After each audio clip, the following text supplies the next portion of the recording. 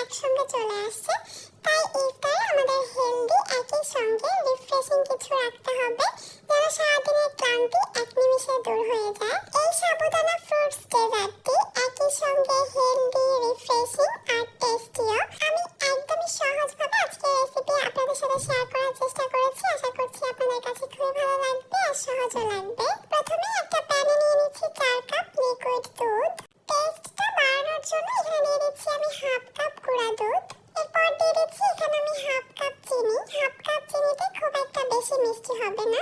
আপনারা যদি আরেকটু বেশি মিষ্টি খেতে পছন্দ করেন তাহলে আরো বাড়িয়ে দিবেন। এখানে কিন্তু আমি কিছু ফ্রুটস অ্যাড করব। ফ্রুটসগুলো কিন্তু মিষ্টি হবে, সে ব্যাপারটাও কিন্তু খেয়াল রাখতে হবে। ভালোভাবে নেড়েচেড়ে মিশিয়ে নিয়েছি। এরপর এই দুধটাকে আমি জাল করে নিব 2 থেকে 3 মিনিটের মতো। ফ্লেভারের জন্য আপনারা চাইলে এখানে এলাচ গুঁড়া বা ভ্যানিলা এসেন্স ব্যবহার করতে পারেন। তবে আমার কাছে ফ্রুটসের ফ্লেভারই বেশি ভালো লাগে, তাই আমি এক্সট্রা আর কোনো ফ্লেভার অ্যাড করব না। হাফ কাপ নরমাল টেম্পারেচারের পানির মধ্যে আমি দিয়ে দিচ্ছি 1 টেবিল চামচ কর্নফ্লাওয়ার। কর্নফ্লাওয়ারটাকে পানির মধ্যে খুব ভালোভাবে মিশিয়ে নিতে হবে। এরপর এই মিশ্রণটা আমি দুধের সাথে দিয়ে দিয়েছি আর দেওয়ার সঙ্গে সঙ্গে অনবরত নাড়তে থাকতে হবে, তা না হলে দলা ধরে যেতে পারে।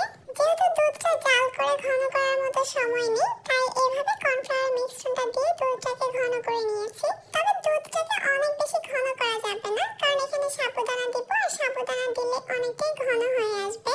এরপর এগুলোকে আর বেশিক্ষণ জাল করা যাবে না। আমি চুলাটাকে অফ করে দিব আর অন্য একটা পাত্রে নিয়ে নিব।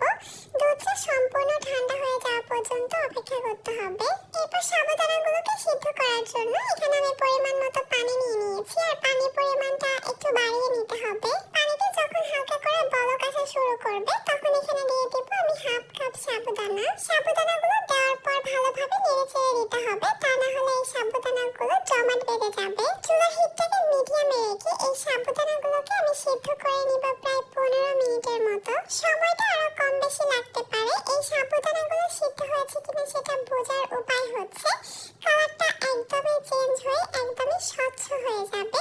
তখনই বুঝতে হবে সাবুদানাগুলো একদম ভালোভাবে সিদ্ধ হয়ে গেছে। সিদ্ধ হয়ে যাওয়ার পর এগুলোকে সঙ্গে সঙ্গে চুলা থেকে নামিয়ে একটা স্ট্রেনারে ঢেলে নিতে হবে। গরম পানিটা ঝরে যাওয়ার পর এবার আমি এখানে নরমাল পানি দিয়ে এই সাবুদানাগুলোকে ভালোভাবে ধুয়ে নিব। সাবুদানাগুলোকে ভালোভাবে ধুয়ে নিতে হবে যেন গরম ভাবটাও চলে যায়, আঠালো যে ভাবটা থাকে সেটাও যেন চলে যায়। সাবুদানাগুলো ঠিক এরকমই ঝরঝরে হয়ে যাবে। এইদিকে আগে থেকে তৈরি করে রাখা দুধটা এখন একদমই ঠান্ডা হয়ে গেছে। এরপর এখানে ধুয়ে রাখা সাবুদানাগুলো দিয়ে দিব। এবার এই দুধের সাথে সাবুদানাগুলোকে খুব ভালোভাবে মিশিয়ে নিতে হবে। ফ্রুটস অ্যাড করার আগে এখনই কিন্তু সাবুদানাটা অনেক বেশি ইয়াম্মি মনে হচ্ছে। দুধ আর সাবুদানাগুলোকে আমি খুব ভালোভাবে মিশিয়ে নিয়েছি। এরপর এখানে ফ্রুটসগুলো অ্যাড করব। প্রথমে দিয়ে দিচ্ছি আমি একটা আপেল। আপেলগুলোকে আমি ছোট ছোট কিউব করে কেটে নিয়েছি। এবার দিয়ে দিব লাল সবুজ আঙ্গুর মিক্স করে 1 কাপের মতো।